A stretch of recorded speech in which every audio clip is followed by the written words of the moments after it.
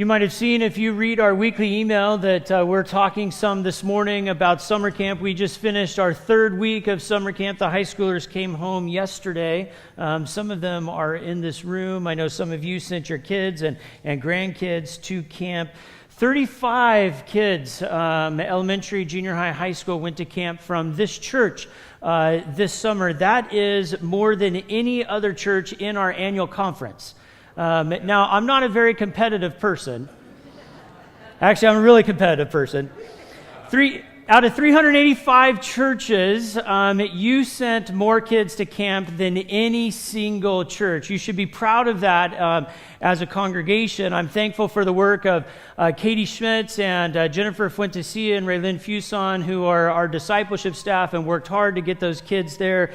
19 kids went to elementary camp, 9 kids went to junior high camp, 7 kids went to high school camp, 5 adults from our congregation were a part of counseling or leadership teams.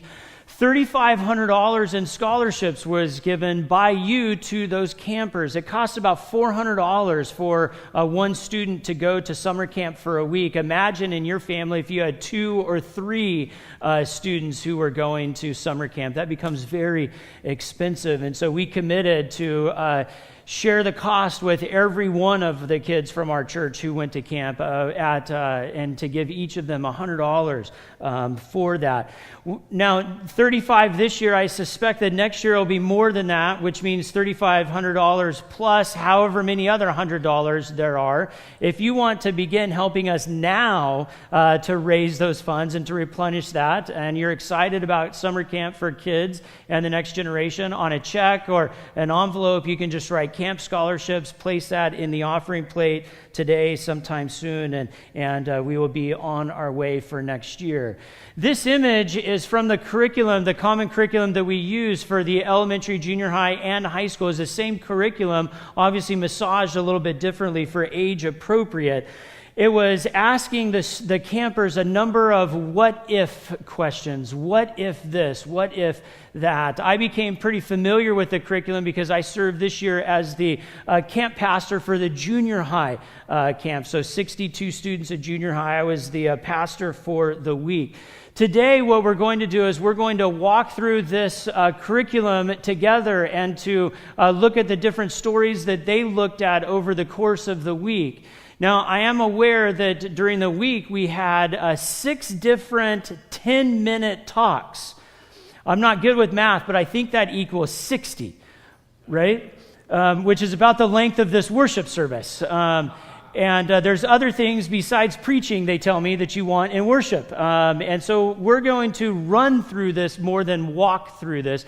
And the reason we're doing this is because as we do so, you will see the foundation of faith that is laid. And it's not just important for elementary students or junior high students or high school students. It's important for all of us who want to call ourselves followers of Jesus Christ.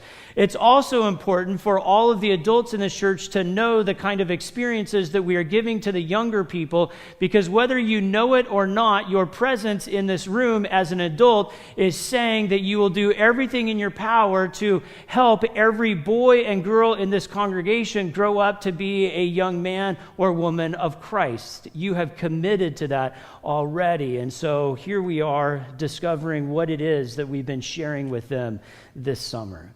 Now, one of my favorite moments of junior high camp happened on Thursday night. We had a wonderful talent show, and we had a really powerful campfire experience, and a number of kids that committed their life to Christ or recommitted their life to Christ. And then we went stargazing. There's this place at camp where on the paved road, you can go sort of the top of camp, and the trees open up. And so we took 62 junior high students to that spot. We told them to lay down and to look up, and they did, and it was quiet. Now, that's not why it was my favorite moment of camp. And they weren't quiet because we had told them to be quiet, because we had told them to be quiet about 185 times beginning 4 days earlier.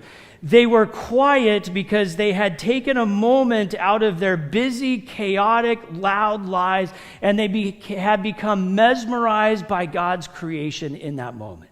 And they did not have words to speak. Did you hear the psalm?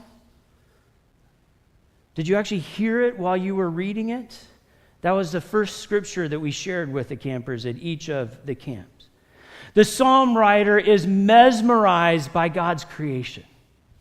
The psalm writer is mesmerized by the fact that God also created all of that and us, intricately woven together in our mother's wombs. The psalm writer is keenly aware that God is God and God has us, and there is never a moment that God forgets us. Not in the great moments of your life, or the hard moments, or the tragic moments, or the failing moments, or the alone moments, or the uncertain moments. Our kids need to hear that about God. And I believe that there's people who came to worship this morning who also need to hear that about God. What if God is big enough to create all of this and to care for each of us every moment of our lives? Now, 2 days, the stories that we used with the kids were about young people in the Gospels. People who were a little bit older than some of the elementary students, a little bit younger than some of the high school students, but they were right in sort of that upper junior high age group. The first one was a young girl by the name of Mary, who God asked to be the mother of the Christ. Now, surely when Mary received this request from God, Mary said, "What? Me? I'm not old enough. I'm not smart enough. I have no education. I don't come from a wealthy family. I'm not from a family of power or prominence." But we must remember that God did not come to work with the perfect. Rather, God came to perfect the willing. God did not come to work with the perfect, but God came to perfect the willing. As good Methodists, the word that we use is sanctification. Sanctification is the process of our whole Christian lives at which God is opening our eyes and our hearts and our minds and our souls and calling us and massaging us and melting us and molding us and filling us so that we might be every day more like Christ than we were the day before. That's called sanctification. You are never too young to be used by God. And by the way, if you're still breathing, you're never too old to be used by God either. What if we each said yes to God with the kind of faith in God that Mary had when Mary received that request from God? So that was the preteen girl. Then we turned our attention to a preteen boy. There was Jesus was teaching on this hillside, and there were thousands, 5,000 or more people on the hillside that had walked, miles, hours to be there. And it was getting towards the end of the day, and they didn't know what they were going to eat. And the disciples were sort of in this frantic, anxious moment about how they were going to feed all of these people. Then one of the disciples said, "Look, over there, there's a boy, and he has some fish and like 3 fish and a couple loaves. Maybe he'll give us his food." The boy had to be thinking, what? Like, this amount is going to have an impact on all of this? Surely he thought that what he had was not sufficient, was too small, too little. But he shared it. And when he shared it, it gave Jesus something to work with so that Jesus then multiplied that, and all were fed and all had enough. And not only were all fed and all had enough, but then at the end, Jesus said, now disciples, go out with these baskets and collect all the food that is left over. So potentially what ends up happening is that the boy who gave a couple fish and a few loaves ends up with a basket himself that's more than what he started with. That he shares, and it leads to an abundance. Now, what if we were willing to share? Are we willing to share? Do we know that the little that we have can seem monumental sometimes to the one who receives it? Do we know that even sometimes as we think of what we have as too little or insufficient or not enough, to the one who receives it, it might be more than what they had ever dreamed of receiving? What if God only blesses us so that we might be a blessing to others? Another day we looked at a man who had 4 friends who were carrying this man who was paralyzed on a mat. The friends had heard that this Jesus person was doing some healing in a home, in a village, in a neighboring village. And so they pick up their friend and they carry him to the home. And when they get to the home, what they discover is that the home is full of people who have beaten them to this healing moment. And I imagine that they check the front door and that they check the back door and they check the windows. It's not only full, it is overflowing with people. And so what they do is they drag their friend on the mat who's paralyzed up on top of the roof, and they cut a hole in the roof and they lower their friend down, and so that he's just before the eyes of Jesus. And Jesus looks up at the friends and then looks down at the paralyzed man. And to the paralyzed man, what Jesus says is, because of their faith, you are healed.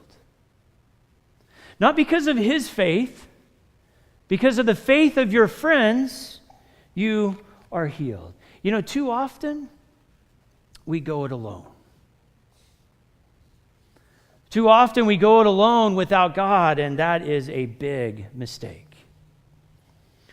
Too often we go it alone without others. And according to this story of the gospel, that too is a big mistake.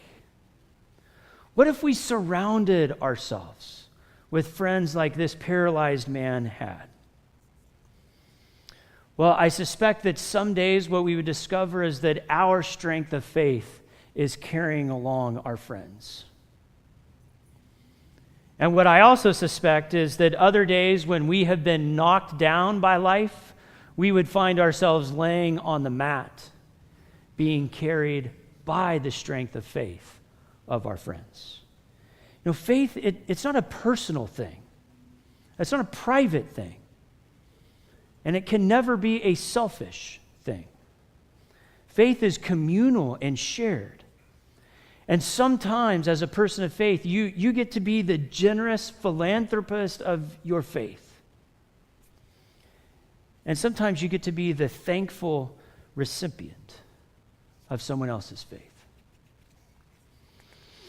Now, this curriculum that we use was probably conceived of 3, 4, 5 years ago. There's a group of planners sitting in some office or some conference room thinking about camp curriculum. It's their job to write this kind of stuff. And so a number of years ago, they conceived of the idea. And then it's taken a couple years since then to write it and edit it and publish it until we actually use it. So no one apart from God would have known the power of the next story that was chosen for this curriculum on this particular year. It was a story of a woman who we know from the Gospels to be the Syrophoenician woman.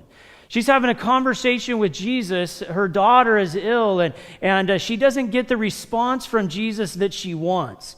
And so she stands up and she speaks out, and her standing up and speaking out led to saving her daughter's life.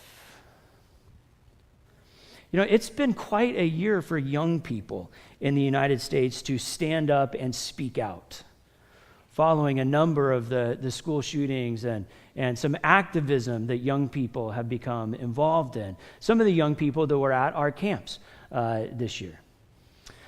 And they have stood up and spoke out in ways that changed political races, in ways that changed the minds or votes of politicians, in ways that changed how some businesses do business, in ways that change how some businesses advertise on television. Young people who can't even vote, standing up and speaking out.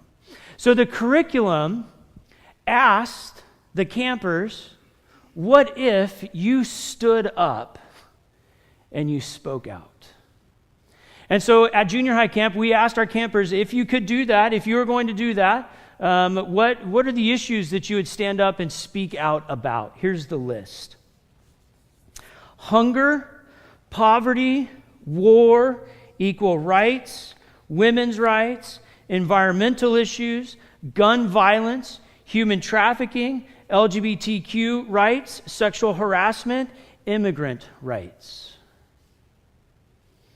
What if all over this country, people of faith began to use their God-given voice to proclaim a kind of politics that followed the gospel and to live a kind of social views that Jesus would have been proud of? This is what we challenge the kids to do. As a junior high camp pastor who was there with 62 of the kids, and as a dad of one of the junior highs and a dad of one of the high schoolers, I believe that this next generation can meet this challenge. I hope that they can. We need them to. Finally, we ended the week with the gospel passage that you heard Jason read a few minutes ago about being the salt of the earth and the light of the world. You know, one of the challenges in reading and understanding this biblical text is that it's an ancient text.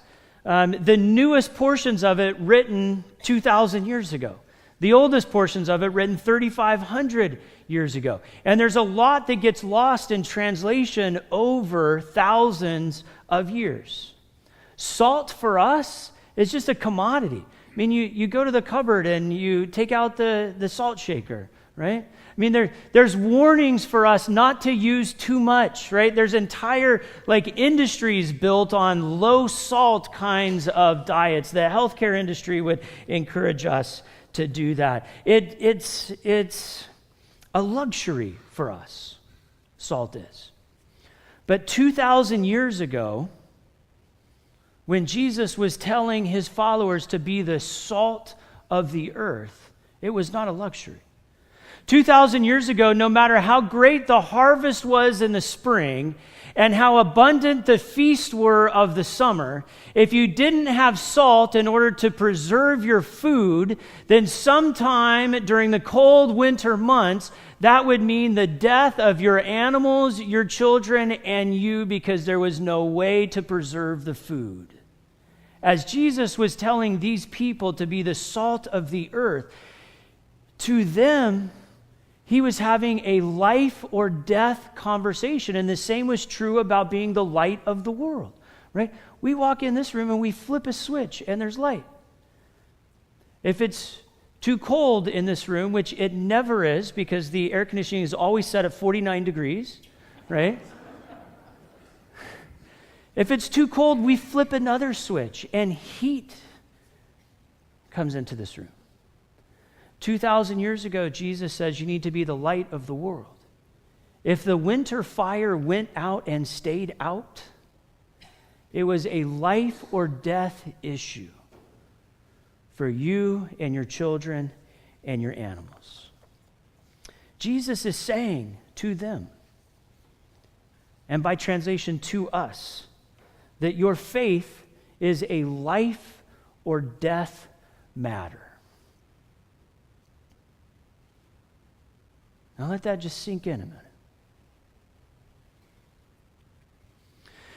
Now, we might be able to argue or to understand that our faith is a life or death matter for us in some kind of end times, eschatological way, sort of, in the heavens someday. It's life or death. Where am I going to spend eternity? But Jesus is saying to them, it's a life and death matter also for you today.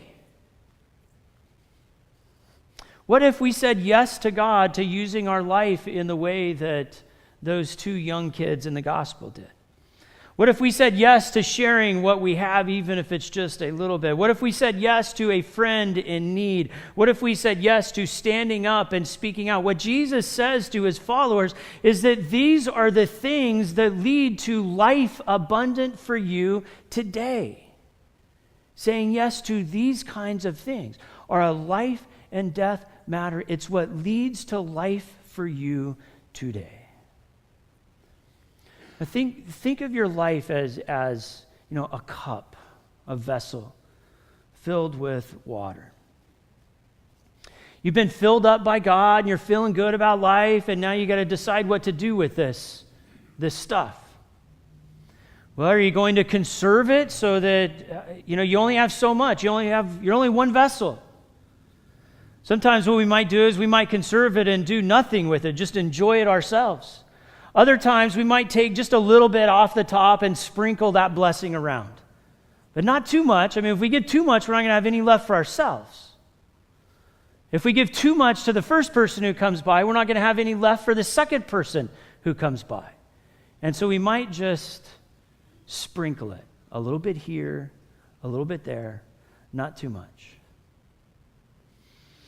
Well, the interesting thing about the gospel is that the gospel is making an argument that Jesus and all of his followers are like this vessel, and somehow the very act of pouring ourselves out, not sprinkling a little bit here and there, pouring ourselves out, the very act of doing that is what assures that we're filled up to the top once again.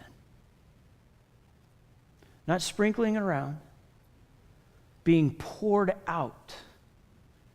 And that every time we allow ourselves to be poured out, God just tops it off again.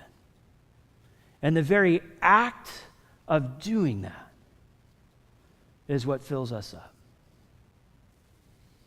What if that's the way that we chose to live every day? So may the story that your life writes this week, may it be a story of you being poured out only to discover that you are all that more blessed and all that more filled by God for doing so. In the name of the Father, and of the Son, and of the Holy Spirit. Amen.